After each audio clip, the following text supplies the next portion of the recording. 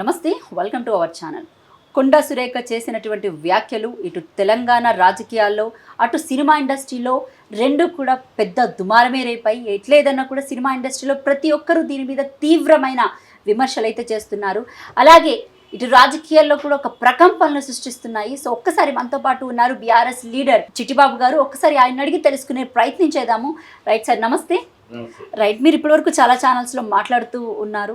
ఇటు కొండా సురేఖ చేసినటువంటి వ్యాఖ్యలు ఏవైతే ఉన్నాయో, ఆవిడ ఒక మాజీ నక్సలైట్ అయ్యి ఉండి ఈ విధమైన వ్యాఖ్యలు చేయడాన్ని మీరు ఏ విధంగా చూస్తారు? అసలు కొండా సురేఖ మాటలు అది ఎలా అంటే ఒక వెర్బల్ డయేరియా అంటారు, ఆ మాటలాగా ఉన్నాయి. ఒక మురికి గుట్టలో పురుగుల ప్రవాహం ఉంటుంది చూడు, ఆ మురికి గుట్టలో పురుగుల ప్రవాహం లాంటి వాచాలతో తప్పితే మరొక ఇదిగా నేను వర్ణించలేను. అంత హీనమైన, హేయమైన, అసహ్యమైన, జిగుత్సాకరమైన, నీచమైన కమెంట్లు. ఏ ఆధారాలు లేకుండా ఒక నాగార్జున పట్టుకుని నాగార్జున కోడల్ని అక్కడికి వెళ్ళమని అన్నాడు. ఏం మాట మనిషివేనా నువ్వు? మనిషికి కడుపుకి అన్నం తినే మనుషులు మాట్లాడే మాటలేనది. నువ్వు ఒక ఆడదానివి, మరో ఆడదాని గురించి ఇలాంటి కమెంట్లు చేస్తావా? అంటే నువ్వు నాగార్జున అన్నావా, సమంతను అన్నావా? సమంత మా అలాంటి ఆడపిల్లని అంటావు నువ్వు. అంటే ఒక ఈ సినిమా హీరోయిన్ అయితే పెళ్లి చేసుకుంది, విడాకులు తీసుకున్నారు, అమ్మాయి జీవితం. అందుకని నువ్వు అమ్మాయిని ఇలాంటి ముద్ర వేస్తావా? నాగార్జునకు అలాంటి ముద్ర వేస్తావా? ఏం మనిషి? నాగార్జున కుటుంబం ఏంటి? నాగార్జున ఏమిటి? ఒక అక్కినేని కుటుంబం. నీ కుటుంబానికన్నా చాలా విలువగల కుటుంబం. 5 దశాబ్దాలుగా ఈ దేశంలో, ఈ తెలుగు రాష్ట్రాల్లో 5 దశాబ్దాలుగా గౌరవప్రదమైన పేరు సంపాదించుకున్న కుటుంబం. ఆ కుటుంబంలో వ్యక్తిని గురించి ఇలాంటి మాటలు మాట్లాడతావా? విమర్శించు. రాజకీయాలకు ఉంటే నీకు ఏదైనా విమర్శింటే ఆధారాలు ఉంటే చెప్పు.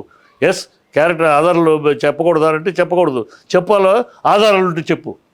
ఇలాగ నాగార్జున అడిగాడు, అడిగాడు కాదన్నారు, చెప్పు ఆధారాలు ఉంటే. ఆధారాలు లేకుండా నిరాధారమైన అప్రాచ్యపు మాటలు, అసహ్య మాటలు, జిగుత్సకర మాటలు మాట్లాడతావా? నిందలేస్తావా? ఏ ఆధారాలు ఉన్నాయి నీకు? వాళ్ళిద్దరు విడిపోతానికి కేటీఆర్ కారణం అంటున్నావు. ఏ చెప్పిందా నీకు? సమంత చెప్పిందా మేము విడిపోవడానికి కారణం అని? చేతు చెప్పాడా నీకు? ఇద్దరం మ్యూచువల్ అండర్స్టాండింగ్లో విడిపోతున్నాం, ఇద్దరం ప్రేమించుకున్నాం, పెళ్లి చేసుకున్నాం, ఇద్దరు విడిపోతున్నాం అని ఎవరి జీవితం వాళ్ళు చూసుకున్నారు. అతను వేరే పెళ్లి చేసుకున్నారు. వ్యాఖ్యల్ని వెనక్కి తీసుకున్నటువంటి సందర్భం అంటే సారీ అయితే చెప్పలేదు, బట్ ఒక మహిళ అయి ఉండి ఇంకొక మహిళని ఆ విధంగా అని మళ్ళీ నేను నా వ్యాఖ్యల్ని వెనక్కి తీసుకుంటున్నానన్న ఒక ప్రెస్ మీట్లో కూడా చెప్పడం జరిగింది. ఏం చెప్పింది? అది వ్యాఖ్యలు వెనక్కి తీసుకుంటానని మొత్తం చెప్పలా, వంకర తింకరగా చెప్పింది. మిమ్మల్ని బాధ పెడితే నేను వెనక్కి తీసుకుంటున్నాను. బాధ పెడుతుందో లేదో తెలియదని ఒక ఆడదని నువ్వు తెలియదా నీకని? బాధ పెడితే అట ఏ ఆధారాలు మాట్లాడావు? అతను డ్రగ్స్ అలవాటు చేశాడు అందరికీ. ఎవరు చూపించు, తీసుకురా ఆధారం. పలానా వాళ్ళకైనా డ్రగ్స్ అలవాటు చేశాడని కేటీఆర్ అలవాటు చేసి చూపించు, ఒక ఆధారం చూపించు. ఏమి మా నోటికి వచ్చింది ఏది పడితే మాట్లాడతావా? వాళ్ళ ఇంట్లో తొంగి చూసావా? వాళ్ళ బాత్రూంలోకి తొంగి చూసావా? వాళ్ళ హాల్లోకి తొంగి చూసావా? వాళ్ళ బెడ్రూమ్లోకి తొంగి చూసావా? ఆయన ఇంకొకరికి డ్రగ్స్ అలవాటు చేయడం ఏం చూసావు నువ్వు? రహస్య కెమెరా ఏమైనా పెట్టి చూసావా? ఏమి నోటికి వచ్చింది మాట్లాడతావా? నోటికి వచ్చింది ఒక మంత్రి అనే విచక్షణ లేకుండా ఒక 5 కోట్ల తెలంగాణ ప్రజల యొక్క ప్రతినిధి నువ్వు మంత్రి అంటే. ఆ మాత్రం విచక్షణ, విజ్ఞానం, సంస్కారం వద్దా? ఏం మాట్లాడతావు? ఏ ఆధారం చూపించు, ఛాలెంజ్ చేస్తాను. నువ్వు ఆధారం చూపించు, నీ కాళ్ళకి నమస్కారం పెడతాను నేను.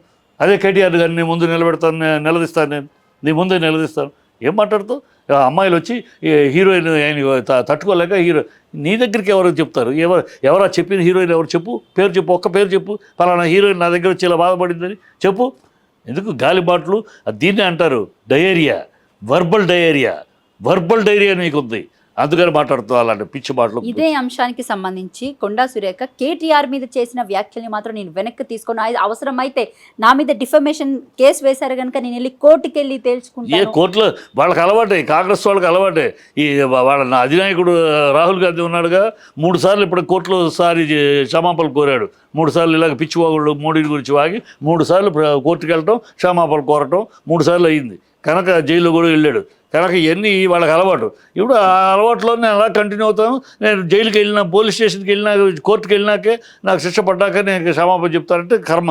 ఈ లోపల మాట సంస్కారవంతమైన ఒక మంత్రివి, ఒక ఆడదానివి, ఒక పద్ధతి గలదానివి అంటే ఇప్పటికైనా తొందరపడి ఏదో జరిగిపోయింది మాటలు తోలిని అంటే వెనక్కి తీసుకుంటానంటే నేను గౌరవంగా ఇప్పటికైనా నీ గౌరవం దక్కుద్ది.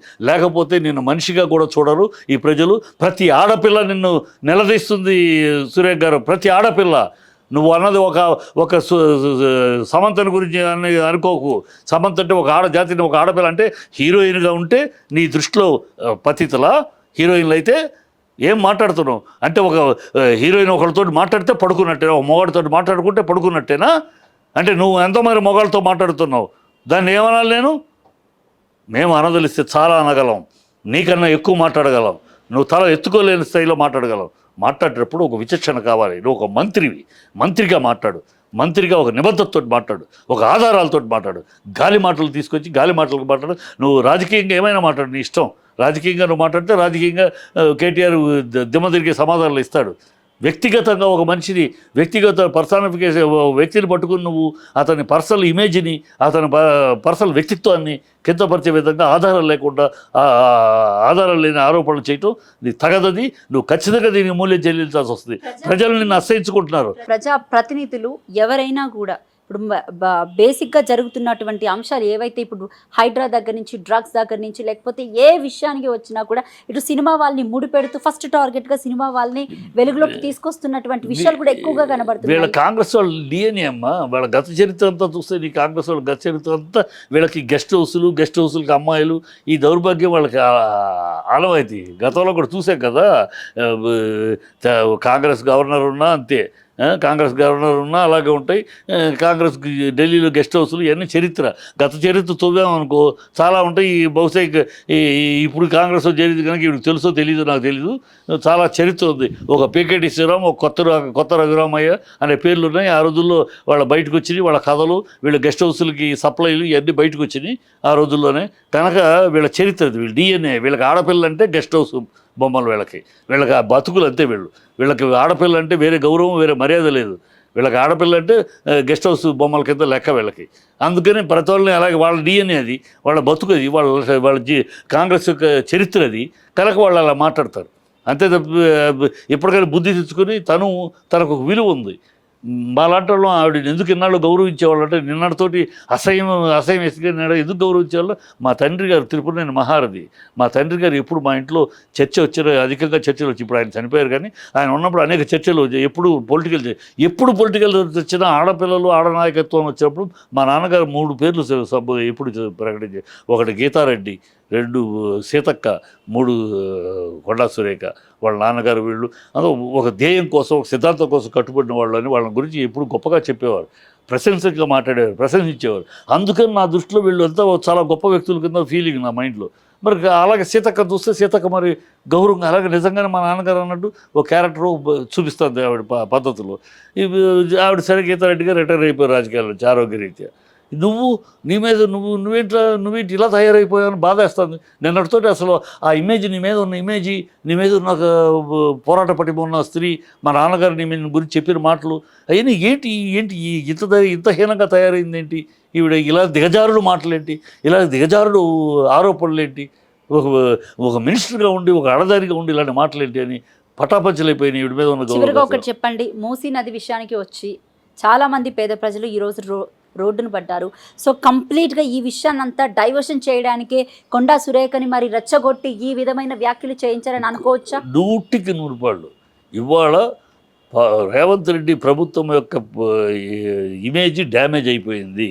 వీళ్ళు అబద్ధాల కోర్లు, అబద్ధాలు చెప్పి రాజకీయ అధికారంలోకి వచ్చారు, అబద్ధాలు చేస్తున్నారు, మోసం చేస్తున్నారు, నమ్మి మోసం చేస్తున్నారు. మేము వాళ్ళకి ఓట్లు లేదు కనుక మా గ్రేటర్ హైదరాబాద్లోను రంగారెడ్డి జిల్లాలో ఉన్న మమ్మల్ని అనాథలు చేస్తున్నారు, మా మీద మేము ఓట్లు లేదు అని మా మీద కసి తీర్చుకుంటున్నారు.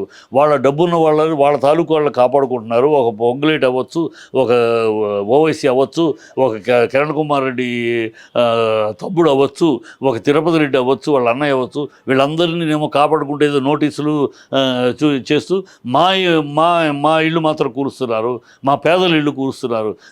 వీళ్ళు ఈ పర్మిషన్లను ఎప్పుడు ఇచ్చారమ్మా? ఎన్ కన్వెన్షన్కి కానీ మూసీ నదికి ఎవరు ఇచ్చారు పర్మిషన్లు? మీ కాంగ్రెస్ అయ్యాము. 2010లో ఎన్ కన్వెన్షన్కి పర్మిషన్ ఇచ్చి మీ కాంగ్రెస్ అయ్యాము. ఈ మూసీ నది దగ్గర పర్మిషన్ వాళ్ళు 11600 ఇల్లు కట్టుకున్నారంటే అది మీ పర్మిషన్, మీ హయాము. చూసిన గత 10 ఏళ్లలో కేసీఆర్ ఇచ్చాడని చెప్పేసి నిందకు జరిగిన ప్రెస్ మీట్లో రేవంత్ రెడ్డి చెప్పాడు. అదే బుద్ధి ఏం తెలుసు, నిన్న కాకపోతే వచ్చింటాడు అతను రాజకీయ రేవంత్ రెడ్డి నిన్నటిదాకా తెలుగుదేశంలో ఉన్నాడు, ఆయనకు సామంతరెడ్డిగా ఉన్నాడు, కనుక ఈ కొత్తగా కాంగ్రెస్లోకి వచ్చాడు. ఈ కాంగ్రెస్ చరిత్ర ఏం తెలుసు? చూడుకోమను, రికార్డ్స్ చూడమను. అవన్నీ కూడా వాళ్ళ కాంగ్రెస్ ప్రభుత్వంలో ఇచ్చిన పర్మిషన్ లేదు, దాంతో వాళ్ళు కట్టుకున్నారు 20 ఏళ్ల క్రితమే. ఈ ప్రభుత్వం వచ్చినాక కాదు, ఈ ప్రభుత్వం వచ్చినాక కూల్చడానికి నిర్ణయం తీసుకుని కూలిస్తే కిరణ్ కుమార్ రెడ్డి తమ్ముడు కోర్టులోకి వెళ్ళి స్టే తెచ్చుకున్నాడు. ఆ స్టే తెచ్చుకోబట్టి అది ఇంకా వెకేట్ అవ్వలేదు, స్టే తెచ్చుకోబట్టి అప్పుడు ఆపారు ప్రభుత్వం. నీకు మళ్ళీ కోర్టు అన్నా సరే, కోర్టు స్టే వచ్చే లోపల కూల్చేయటాలు, ఈ కోర్టు ముట్టికాయలు ఇప్పుడు కూల్చినాక ఎన్కనెక్ట్స్ అట్లాగే 2:30కి కోర్టు తీర్పు వస్తుంది, స్టే వస్తుంది అనుకున్నాము, కూల్చేశాడు. ఇది అట్లాగే కూల్చిన తర్వాత కోర్టు ఎలా కూలుస్తారని అడిగితే సంజయ్ చెప్తారు. వీడు మీలాగా అరాచకంగా అధికారాన్ని అడ్డు పెట్టుకుని అరాచకంగా ఈ కక్ష సాధింపు చర్యలు చేయలేదు. చేసుంటే మేము ఆ రోజు చేసేవాళ్ళు, టీఆర్ చేయలే. కోర్టు కోసం ఆగాం, చట్ట ప్రకారం ఆగాం. అందువల్ల ఆగటం. ఇవాళ నువ్వు వచ్చావు, నువ్వు తేలుస్తున్నావు.